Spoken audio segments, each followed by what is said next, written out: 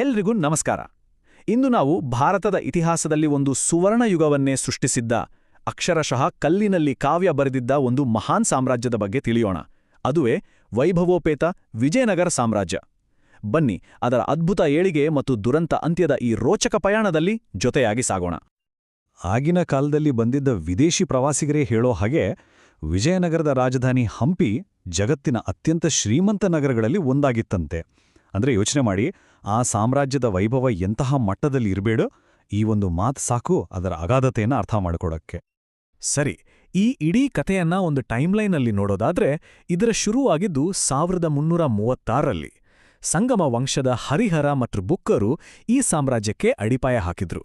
ಹಾಗೆ ಮುಂದೆ ಹೋಗ್ತಾ 1565ರಲ್ಲಿ ನಡೆದ ತಾಳಿಕೋಟೆ ಕದನ ಇದರ ಇತಿಹಾಸಕ್ಕೆ ಒಂದು ದೊಡ್ಡ ತಿರುವನ್ನು ಕೊಡ್ತು. ಆದರೆ ಇಷ್ಟೊಂದು ದೊಡ್ಡದಾದ, ಇಷ್ಟೊಂದು ಸಂಪದ್ಭರಿತವಾದ ಸಾಮ್ರಾಜ್ಯವನ್ನ ಹೇಗೆ ಆಳ್ತಿದ್ರು?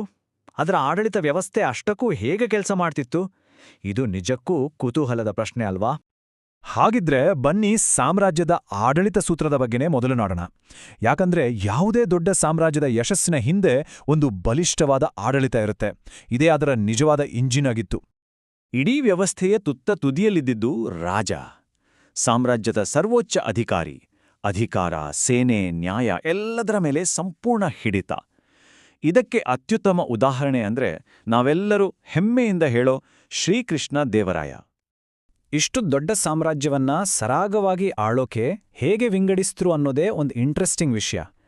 ಇಡೀ ಸಾಮ್ರಾಜ್ಯವನ್ನ ರಾಜ್ಯ, ರಾಜ್ಯಗಳನ್ನ ನಾಡು, ನಾಡುಗಳನ್ನ ಸೀಮೆ ಮತ್ತು ಕೊನೆಗೆ ಗ್ರಾಮಗಳಾಗಿ ವಿಂಗಡಣೆ ಮಾಡಿದ್ರು.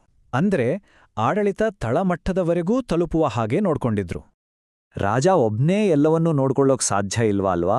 ಅದಕ್ಕೆ ಅವರಿಗೆ ಸಲಹೆ ಮತ್ತು ಸಹಾಯ ಮಾಡೋಕೆ ಒಂದು ಸಮರ್ಥ ಮಂತ್ರಿಮಂಡಳಿ ಇತ್ತು.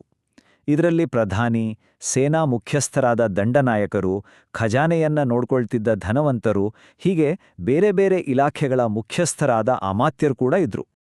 ಅವರ ಸೈನ್ಯದ ಬಲ ಎಷ್ಟಿತ್ತು ಅಂತ ಕೇಳಿದ್ರೆ ನೀವು ಆಶ್ಚರ್ಯಪಡ್ತೀರಾ. ಕೆಲವು ದಾಖಲೆಗಳ ಪ್ರಕಾರ ರಾಮರಾಯನ ಕಾಲದಲ್ಲಿ ವಿಜಯನಗರದ ಸೈನ್ಯದಲ್ಲಿ ಸುಮಾರು 6 ಲಕ್ಷ ಸೈನಿಕರಿದ್ರಂತೆ. ಅಬ್ಬಾ, ಆ ಕಾಲಕ್ಕೆ ಇದು ಎಂತಹ ಪ್ರಬಲ ಮಿಲಿಟರಿ ಶಕ್ತಿ ಆಗಿರಬೇಡ. ಸರಿ, ಆಡಳಿತದ ಬಗ್ಗೆ ಮಾತಾಡಿದ್ದು ಆಯ್ತು. ಈಗ ಬನ್ನಿ, ಆ ಸಾಮ್ರಾಜ್ಯದ ಹೃದಯ ಭಾಗಕ್ಕೆ ಹೋಗೋಣ. ಅಂದ್ರೆ ಅವರ ಕಲೆ ಮತ್ತು ಸಂಸ್ಕೃತಿಯ ವೈಭವವನ್ನ ನೋಡೋಣ. ಆ ಕಾಲದ ಜನರ ಜೀವನ ಹೇಗಿತ್ತು ಅನ್ನೋದನ್ನ ಅರ್ಥ ಮಾಡ್ಕೊಳ್ಳೋಣ. ಮಹಾನವಮಿ ಉತ್ಸವ ಅಂದ್ರೆ ಅದು ಸಾಮ್ರಾಜ್ಯದ ಅತೀ ದೊಡ್ಡ ಆಚರಣೆ, ಒಂದು ರೀತಿ ಸ್ಟೇಟ್ ಫೆಸ್ಟಿವಲ್. ಆ ಸಮಯದಲ್ಲಿ ಇಡೀ ರಾಜಧಾನಿಯೇ ಹಬ್ಬದ ಕಳೆ ತುಂಬಿಕೊಂಡು ಬಿಡ್ತಿತ್ತು. ಎಲ್ಲೆಲ್ಲೂ ನೃತ್ಯ, ಸಂಗೀತ, ಕ್ರೀಡೆ, ಹಾಗೆ ಸೈನಿಕರ ಯುದ್ಧ ಕೌಶಲ್ಯ ಪ್ರದರ್ಶನಗಳು ನಡೀತಿದ್ವು. ಅರಸರ ಆಶ್ರಯದಲ್ಲಿ ಕಲೆ ಮತ್ತು ಸಾಹಿತ್ಯ ಉತ್ತುಂಗದಲ್ಲಿತ್ತು. ಬರೀ ನೃತ್ಯ, ಸಂಗೀತ ಅಷ್ಟೇ ಅಲ್ಲ, ಯಕ್ಷಗಾನ, ನಾಟಕ, ಸಾಹಿತ್ಯ, ಹೀಗೆ ಎಲ್ಲಾ ಪ್ರಕಾರಗಳಿಗೂ ಭರಪೂರ್ ಪ್ರೋತ್ಸಾಹ ಸಿಕ್ತಿತ್ತು. ಕನ್ನಡ, ತೆಲುಗು, ಸಂಸ್ಕೃತ ಅಂತ ಎಲ್ಲಾ ಭಾಷೆಗಳಲ್ಲೂ ಶ್ರೇಷ್ಠ ಕೃತಿಗಳು ಆ ಕಾಲದಲ್ಲಿ ರಚನೆಯಾದವು. ಇನ್ನು ಅವರ ವಾಸ್ತುಶಿಲ್ಪ, ಅದ್ರ ಬಗ್ಗೆ ಮಾತಾಡಲೇಬೇಕು. ಇದು ದ್ರಾವಿಡ ಶೈಲಿಯ ಒಂದು ಅದ್ಭುತ ಉದಾಹರಣೆ. ಬೃಹತ್ ಗೋಪುರಗಳು, ಕಲ್ಲಿನ ರಥ, ಇವತ್ತಿಗೂ ನಮ್ಮನ್ನ ಬೆರಗುಗೊಳಿಸೋ ವಿಠ್ಠಲ ಮತ್ತು ವಿರೂಪಾಕ್ಷ ದೇವಸ್ಥಾನಗಳು, ಇವೆಲ್ಲ ಅವರ ಕಲಾತ್ಮಕತೆಗೆ ಜೀವಂತ ಸಾಕ್ಷಿಗಳು.